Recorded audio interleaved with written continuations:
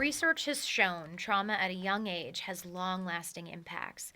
When the Camp Fire swept through Paradise, California in 2018, the evacuees included more than 2,500 children, many of whom fled on the same buses they rode to school that day.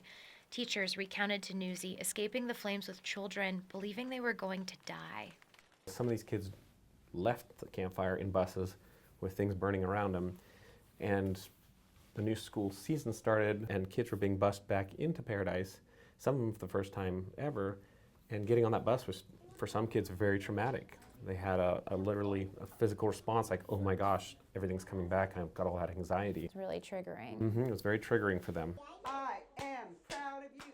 Child specialists in Paradise tell Newsy that now they need to help the youngest survivors of 2018's Camp Fire get back to being normal kids again. Marianne Cleary runs Pee Wee Preschool. A number of children here are living in temporary homes while their families rebuild. Is there a resiliency in some of these kids that you've noticed? I think so. Tell me about that.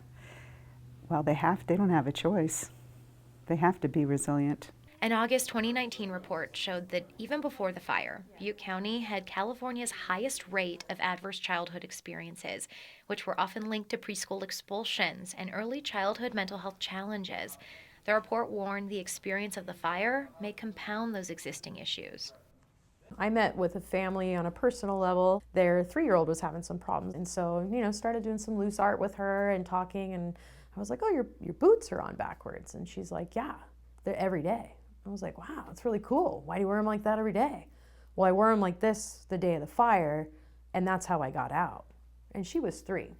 Which means that memory happened when she was 2, and it was so vivid still. Experts recommend establishing strong routines, like school, for children exposed to trauma to help reassure kids that they're safe. A $1.6 million grant also allowed Butte County's Board of Education to hire and place 25 to 30 part-time fire recovery counselors in its school. Cal Hope, a nonprofit Jess Mercer works for, sends specialists like her into schools for crisis counseling and psychotherapeutic activities. It's so different. We don't have the water resources or the playgrounds or one school doesn't even have a cafeteria. They have to sit on the floor in a gym and eat. Last year, the school district had to adapt. Students continued in classes at nearby surrounding communities and even in a former hardware store. This year, it's more of the same. 2 elementary schools had burned down, so students are having classes here at a former intermediate school. Resiliency is part of the curriculum, too. So we're going to clap with this for them. There's the trauma counselors, a specialist. We do what's called mindfulness with our kids. We have mindful littles, which is a coping and skill techniques on how to develop resiliency skills.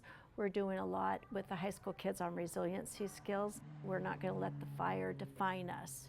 They need to be heard. We need to pay a lot of attention to our young people who, to me, are the next generation of infrastructure for our town.